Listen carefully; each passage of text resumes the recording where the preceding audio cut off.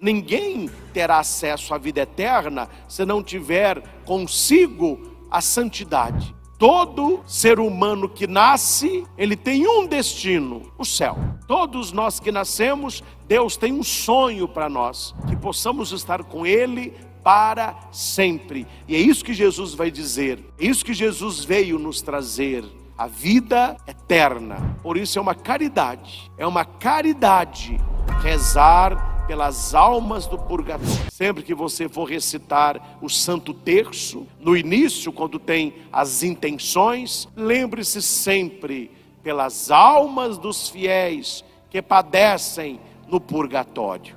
Todos os dias, é uma caridade. O Papa Pio XII vai dizer que rezando por aqueles que lá estão, nós queremos que quando lá estivermos, rezem por nós. Então, meus caros, nós precisamos entender que a fonte de santidade é o próprio Deus. Sem Deus, ninguém é santo. Sem uma vida de oração, ninguém é santo. Sem uma decisão do coração, ninguém é santo. Repita alto: santidade. Santidade Rima com tribulação. Rima com tribulação. E não com facilidade. E não com facilidade. Aqui a palavra é o contrário.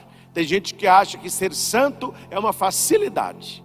Todo mundo é santo. Todo mundo vai para o céu. Todo mundo depois da morte vai gozar a visão beatífica. E aqui está escrito: estes são os que vieram da grande tribulação. Quando você decidir ser santo, quando você decidir obedecer a Deus e não os homens, quando você decidir cumprir a palavra, quando você decidir ser um homem e uma mulher de oração, tementes a Deus, prepare-se para a tribulação. É interessante como que a cada dia que passa, as pessoas tementes a Deus, elas são vistas com certa reserva. Estamos cultivando o que deveríamos tirar e estamos tirando o que devemos cultivar. Qual que seria o motivo de elogio? Qual que seria o motivo de honra? O motivo de glória? Se alguém dissesse: eu estou no caminho do céu, eu sou uma pessoa de oração, eu sou temente a Deus, eu cumpro os mandamentos de Deus, eu pratico obras de caridade, eu não falto à missa aos domingos, eu me confesso sempre que tenho um pecado mortal, eu sou devoto de Nossa Senhora, eu sempre oro ao meu anjo da guarda, eu tenho um santo de devoção, a minha família serve o Senhor. Quando alguém diz isso, as pessoas olham com espanto. Então você vive isso? E o pessoal assusta. Isso parece que é um ET. Mas se você diz assim: não, negócio de muita religião, muita oração, ficar muito igreja, tem alguma coisa errada nisso aí. Eu não, eu rezo em casa mesmo, eu gosto de beber, final de semana churrascada, eu gosto de balada, eu não tenho ninguém fixo, eu tenho hoje, pego 2 amanhã. Estas pessoas são ovacionadas. Cara, você sabe viver, viu? Você é uma pessoa feliz. Ou seja, para o mundo de hoje, o pecado é ser santo. Aprenda isso. Nós estamos vivendo um mundo onde o pecado é ser santo. E ser santo é o errado. Amar a Deus, tem alguma coisa errada aí. É um mundo que está se afastando da santidade porque decidiu não ser santo. Decidiu não colocar em prática a palavra do Senhor. Decidiu olhar para a igreja e olhar para os que creem com muitas reservas. Notem que quando falta argumentos para o diálogo, quando falta argumentos para serem colocados na mesa, o que o pessoal faz para fugir de uma discussão? Eles colocam um rótulo.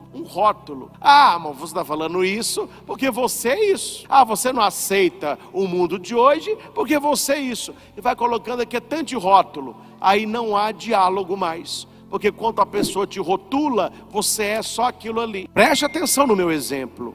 Este é o problema do mundo de hoje, de rotulação. Tal pessoa é isso. Então o rótulo, ele restringe, porque ninguém é só isso. Uma lata de ervilha é ervilha. Uma lata de milho é milho. Um pacote de macarrão é macarrão. Como que você olha para uma pessoa e diz assim, você é isso? Mas se você abrir a pessoa, ela tem uma vida, ela tem uma história. Nós somos muito mais que um pequeno rótulo. Então cuidado, meus irmãos, que o mundo que nós estamos vivendo é um mundo que gosta de rotular para restringir. E nós vamos colocando então rótulo nas pessoas para evitar uma visão ampla daquilo que Deus quer de nós. Agora, você vai ficar preocupado com os rótulos que os outros te colocam ou com aquilo que Deus enxerga quando Ele te olha? Aqui é a visão dos santos. Os santos nunca estiveram preocupados com a boa fama, com a saúde física ou com os bens materiais. Esses são os 3 grandes medos da maioria das pessoas. As pessoas têm muito medo que falem mal de nós, que tenhamos pobreza material e que tenhamos doença. Essas 3 coisas as pessoas fogem. Eu não quero passar necessidade, eu não quero ficar doente e eu não quero confusão. E quem está vivendo uma vida nessas 3 colunas, não há um outro caminho. Ela não andará no caminho da santidade. Porque quando você decide fazer a coisa certa, falar a coisa certa e cumprir o que é certo, a primeira coisa que eles vão fazer é falar mal de você. Você pode ter medo de ficar sem as coisas que você tem e até adoecer por isso. Mas se a pessoa tem como meta o coração de Deus, as coisas de baixo não tiram a sua esperança, não afetam a sua alegria, porque ele tem como meta a salvação da própria alma. Veja a história de tantos santos, como a vida deles foram difícil. Não foi uma vida fácil, foi uma vida cheia de tribulação, mas eles não desistiram. E se eles conseguiram, nós também conseguimos. E se eles conseguiram ser fiéis a Cristo, nós também conseguimos. E olha a qualidade da nossa fé. Por pouca coisa se nega Jesus. Por um probleminha lá com um colega de trabalho, por alguém que falou mal de você, alguém que não gostou de você, por uma posição que você tem, não, eu vou mudar porque eu quero agradar. Por que as pessoas não estão procurando a santidade? Que elas estão procurando agradar todo mundo. E quem agrada todo mundo, desagrada a Deus. Se o Senhor nos vê de maneira digna, se nós estamos vivendo para estarmos no céu, o resto é resto. Então a primeira coisa, meus irmãos, que nós devemos exercitar, pedir, aprofundar, é a nossa fé. Um cristão sem fé é uma peça fora da engrenagem. Sem fé, Deus não pode fazer absolutamente nada por você. As pessoas precisavam ler mais a palavra de Deus, precisavam entender mais de Bíblia, entender mais de doutrina. É claro que a gente não fala isso com as pessoas, mas a gente fica triste, assustado por certas pessoas que se dizem católicas, e numa mesa de bar, num almoço, começam a falar de religião. Era melhor ter ficado calado. Há uma frase que diz que é melhor você ficar calado e as pessoas acharem que você é um idiota, do que você falar e acabar com a dúvida. E tem gente que não perde a oportunidade de ficar calado, porque quando a pessoa abre a boca para falar de religião, é um fora atrás do outro. Tudo é ela. Então não conhece a palavra, não entende a doutrina, tem uma ignorância sobre aquilo que a igreja fala sobre a santidade, sobre a vida católica de verdade. Jesus, ele vai dizer que quando ele foi na sua terra, ele não fez muitos milagres ali. E ele disse aos seus discípulos: vamos para outro lugar, vamos para outro lugar. E qual é o motivo? A falta de fé. Jesus ficou espantado, ele ficou assustado com a falta de fé das pessoas da sua cidade, da sua terra. Ou seja, sem fé não se agrada ao coração de Deus. Sem uma vida de oração não se chega aos céus. E é interessante que muitas pessoas na cabecinha delas, elas não estão preocupadas com uma vida santa. Estão preocupadas em cumprir tabela. Não estou falando dos senhores que aqui estão, mas há muita gente que a missa dominical, que a ida à igreja é um cumprimento de tabela. Deixa eu ir lá bater o cartão, cumprir a obrigação, fui à missa. Mas as pessoas não entram na dinâmica da santidade, uma vida de santidade. Aí nós vamos escutar o que não é raro ouvir e não deveríamos ouvir. Tal pessoa, quanto mais reza, pior fica. Quer dizer, não busca uma vida de santidade, não busca uma vida com Deus. Está muito mais preocupada em agradar os homens do que honrar a Deus. O santo não é aquele que reza o dia todo, mas o santo reza. O santo não é aquele que vive na igreja o dia todo, mas o santo vai na igreja. O santo não é aquele que se separou do mundo, mas é aquele que sabe que muita coisa ele deve evitar. E o Salmo vai dizer: quem tem mãos puras, um coração inocente e que não dirige a sua mente para o crime. Aqui nós temos três situações: mão, coração e mente. Para você saber o seu grau de santidade, e deixa o outro viver a vida do outro lá do jeito que ele quer, cuida da sua santidade. Não fica preocupado quem é mais santo ou menos, é você que deve ser santo. Primeiro, o que tem ocupado as suas mãos? As suas mãos têm agido em qual direção? As suas mãos têm estendido para quem? Quais as obras das suas mãos? Segundo, quais os sentimentos que ocupam o teu coração? É muito fácil você conhecer o coração de uma pessoa. Ai, padre, como que eu conheço o coração de alguém? Veja o que ela anda falando. Uma pessoa que vive falando mal dos outros, reclamando da vida, são pessoas que têm um coração não tão bom assim. Pessoas que não vê graça em nada. Pessoas que se conhece o coração por aquilo que sai da boca. A boca fala do que está cheio, o coração. E o Salmo vai dizer também da mente. Por que da mente? Porque tem gente que não fala, mas pensa, viu? Mas pensa. E Deus conhece o nosso pensamento. É por isso que na missa nós falamos: confesso a Deus Todo-Poderoso, eu que pequei por palavras e pensamentos, atos e omissões. Peca-se por fazer o que não deveria, peca-se por não fazer o que deveria, peca-se porque falou em vez de ficar calado, e peca-se porque pensou que não devia ter pensado. Então nós devemos vigiar as nossas mãos, o nosso coração, a nossa mente, e levar Deus a sério. Os santos são aqueles que levaram Deus a sério. E aprenda uma coisa, meus irmãos: nós estamos na igreja por um motivo só, a santidade. A santidade. A pessoa que não quer ser santa, das duas uma: ou ela deveria repensar a sua presença, ou ela deveria assumir a sua ausência. Porque se a pessoa está com Cristo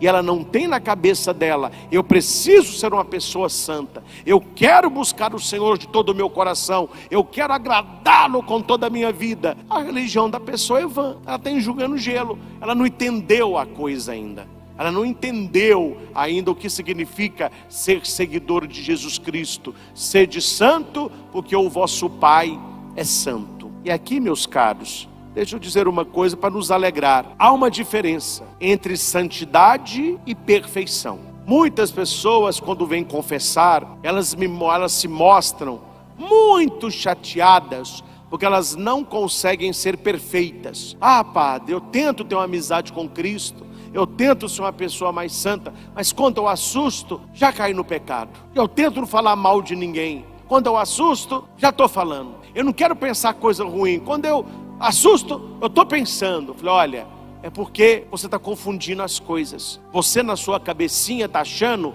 que ser santo é ser perfeito. Perfeição é só Deus. Só Deus é perfeito. Todos os santos, pelo menos os grandes santos, foram grandes pecadores. Veja a vida de São Paulo. Antes de ser Paulo, era um assassino. Veja a vida de Agostinho, Santo Agostinho, bispo de Hipona. Era um devasso, um depravado. Mas as pessoas, quando encontram com Cristo, elas se transformam. E mesmo errando, elas caminham com Cristo. Santo não é não pecar. Santo é não querer pecar. E quando nós caímos, tem um ato penitencial, tem a confissão, tem a volta para o Senhor. O importante é não desistir da caminhada. É cultivar no nosso coração o que Deus plantou e arrancar as ervas daninhas do pecado. Cultivar a santidade é ser amigo de Deus, e você vai notar uma coisa, sem esforço. Não tem que fazer esforço não. À medida que você vai ficando amigo de Deus, você é visto como inimigo do mundo. Jesus vai dizer que quem é amigo de Deus não será amigo do mundo, e quem é amigo do mundo não será amigo de Deus. O santo é amigo de Deus, por isso o mundo odeia. Jesus vai dizer: se o mundo vos odeia, primeiro odiou a mim. Credes em Deus, credes também em mim. Ou seja, a nossa vitória vem pela fé. A nossa vitória vem pela fé. Aí você tem que decidir de que lado você está, porque não tem morno. Ou você é quente na fé, ou você é um ateu. Ou você é quente em Jesus Cristo, ou larga Jesus. Aí, padre, por quê? Porque Apocalipse vai dizer que quem é morno será vomitado. E o que é uma pessoa morna? É uma pessoa que não se decidiu. Ela é de Cristo, mas ela tem uma mente mundana. Ela é de Cristo, mas ela adora um pecado social. Então a pessoa não tem uma definição de quem ela é e de onde ela vai. E a santidade é exatamente isso. E aqui, meus irmãos, a palavra é essa: ser santo é ser radical. É Cristo ou Cristo. Não tem diálogo com o mundo. Santo não tem diálogo com o pecado. A pessoa que está numa vida de santidade, ela vai evitar 3 coisas. Aí você nota claramente quem tem uma vida de santidade. Porque a santidade me faz aderir a Cristo e evitar a tantas coisas. Ela vai evitar pessoas que a levem ao pecado, lugares que valorizem o pecado e situações que a levem a pecar. Uma pessoa que quer agradar a Deus, ela vai vigiar nessas 3 instâncias. Quais as pessoas que não me convêm, quais os lugares que não me convêm, quais as situações que não me convêm. A Bíblia diz: o diabo nos rodeia como um leão feroz, resisti-lhe pela fé. Aproximai-vos de Deus e ele aproximará de vós. Resisti ao diabo e ele fugirá de vós. E por que hoje tantas pessoas não procuram a santidade? Porque elas não conhecem vida de santo. Não conhecem vida de santo. Jesus vai dizer: olha, vocês largam de ser hipócrita, porque vê uma nuvem escura, se olha a nuvem e fala assim: vai chover. E chove. Você sentiu um vento mais quente, fala: ih, o verão esse ano vai ser quente, viu? E é quente.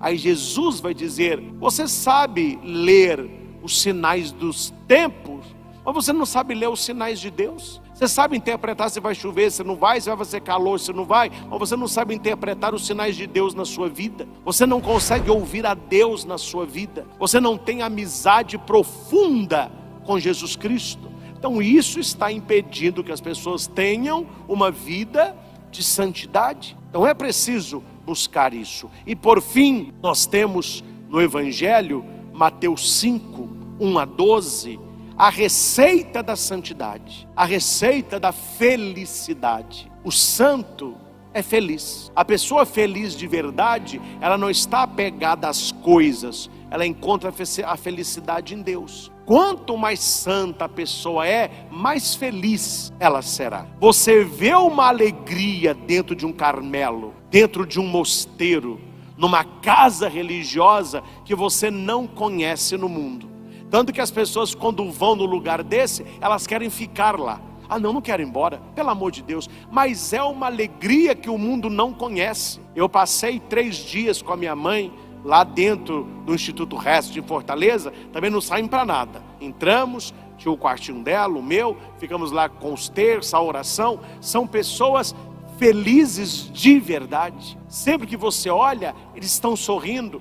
rapazes, moças, todo mundo cheio de Deus, uma alegria, santidade de vida, padre, bom dia, irmã. Por que são tão felizes assim? Não tem casa, mora no Carmelo, uma vida restrita, tudo pertence à congregação, tem lá um carro ou outro para levar no hospital quando precisa, e são pessoas alegres. Aí você vê muita gente aqui fora, tem casa, tem carro, tem comida, tem pet, tem tudo, e a pessoa tem uma cara, triste, não tem brilho no olhar, reclamando da vida, não é feliz com nada, troca de namoro, troca de trabalho, troca de faculdade, troca de roupa, troca de cara, troca de tudo e não encontra felicidade.